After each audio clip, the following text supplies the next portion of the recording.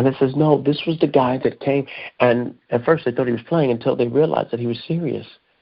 He smiled at the man. He says, I'm so sorry. I don't know what you're talking about, but you're welcome to come and eat with us and to fellowship with us. And that was when one of the students looked and said, whoa, he already dismembered that experience. That's how fast you have to be able to do it. Are you partners getting this? That's how fast you have to be able to do it. Now, I understand sometimes you're going to get stuff that's going to tick you off, and you might still respond. You might give someone a piece of your mind, but you have to dismember that stuff, because if you keep that junk in you, it's going to come out. And so he dismembered it. He re-edited it. When he was praying, he did not keep on reliving the experience of the man spitting on him. He relived the experience of the man coming and praying with him until the man got convicted and came in and prayed with him. He did something which is known as holy alchemy. He took that evil and that darkness and turned it into light. That is the secret of what the enemy meant for evil. God turned it into good. The divine mind transposed it into something that would be used for the glory of God. And so when we deal with prophetic editing, we first have to build up what is known as the spirit man, that when we fall asleep or as we're laying down to go to bed, just like there's things that we do, we make sure we wash up and we brush our teeth and we do stuff with our physical body, there's things that I teach in my course, and I'm going to probably write a book on this, where I teach that stuff that we prophets and prophetess should do. And one of the things that we want to do is that we want to go backwards throughout our whole day until we first woke up. So you brush your teeth before you got into bed. You're going to reimagine you brushing your teeth, reimagine everything, reimagine how the room looks, become very present. After you brush your teeth, you wash your face. Okay, now reimagine yourself washing your face. Before you went into the bathroom, you sat down and you went into the kitchen and you had some cookies that you weren't supposed to have it.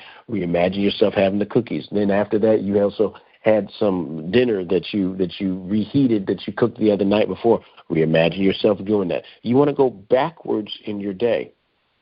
And that's the mystery of the daily bread. And as you get better at that, you'll see certain gaps where you say, oh, my God, before I ate, what did I do? And you won't be able to remember. And that's a sign, man, I wasn't present. That was a part where I wasn't present. So I don't know what I was doing unconsciously. I don't know if I was visiting a memory. And most of the time, when you are not present, you are visiting something or you are in a sketch. Okay? I'm teaching y'all some stuff here. Now, let's talk about, this is how you strengthen it so that you can do re-editing. And as you get more better with this, you will become a lot more conscious when you are unconscious.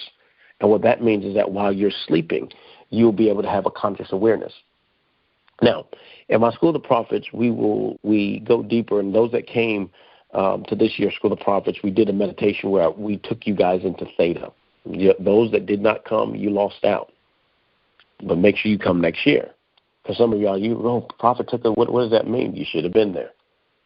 But there is, and some of you, actually, a couple of you were saying you were dreaming in that state. I had a couple of partners that came up to me afterwards and said, oh, my God, Prophet, I was going through a dream. They had a conscious awareness. It was very good. I was happy to see that.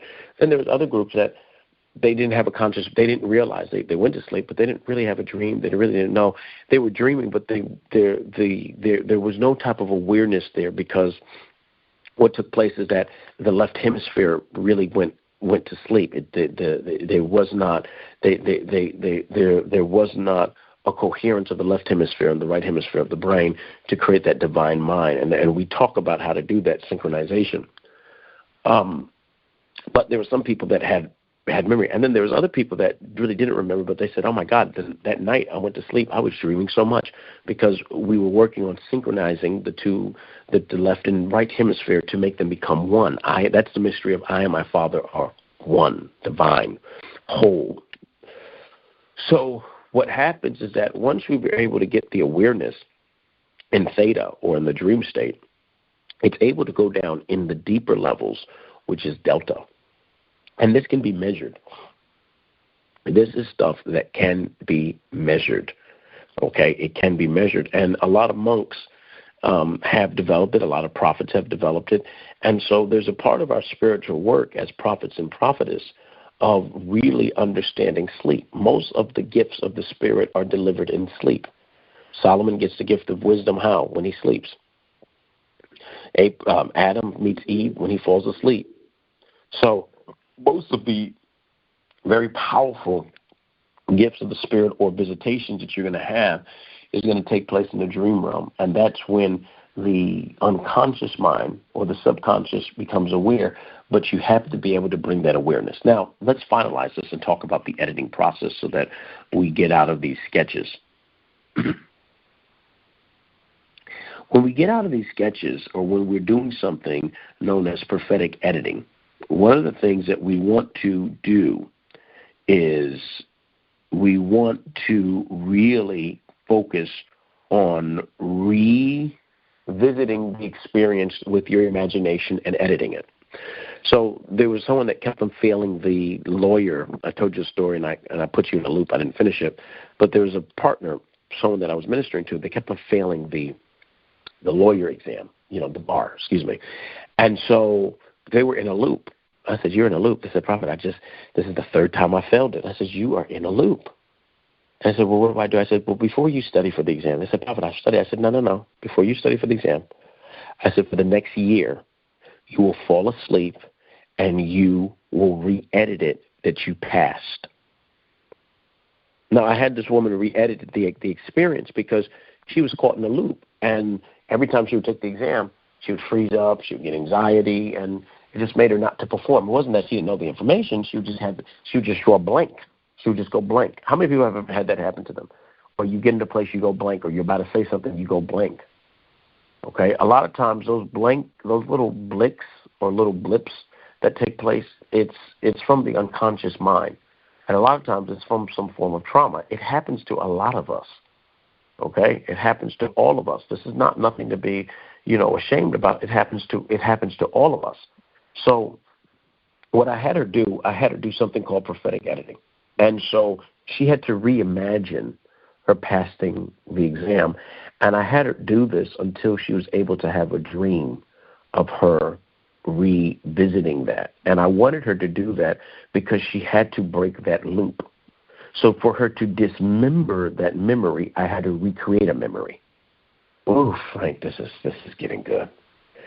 I had her dismember it by recreating it to write over the subconscious so that she will get out of the loop of failing. And so she did this every night until she sat up there and she called me. She said, oh, my God. She said, Prophet, I know I'm going to pass it now. I said, how do you know? She said, I actually had a dream that I'd passed. It was like, it was so real. I know what I had on. I know what I was wearing. She said, it was very eerie. She said, what did you do to me? I said, I'm teaching you how to do something called prophetic editing. She said, nobody teaches at church. I said, I know. This is why I'm building the School of Prophets. And so she went for the exam, and she passed it. And she passed the exam. Now, what did I do? We broke the loop. We did editing. And so we have to make sure, and I want you to hear this, Rodica, we have to make sure, Ivory, we have to make sure, Parthelia, that we re-edit certain experiences that do not line up with the Christ. You know what God told you. You know what took place. Re-edit it, okay? Re-edit it. Do not sit up there like dogmatic Christians and say, well, I'm just going to leave it in God's hand, and I'm waiting on the Lord. That's not what waiting on God means. Waiting comes from the Greek, where this is where you get the terminology waiter. You ever heard of the story of waiter? A waiter is not doing anything. They are serving, because their service or their serving is what's allowing you to be able to receive from God. And so you have to do the same thing consciously. Okay? That doesn't mean sitting down doing, I'm just leaving it in God's hand if He wanted it, but they did this to me and I'm leaving it. No. Go sit your butt down and go re-edit.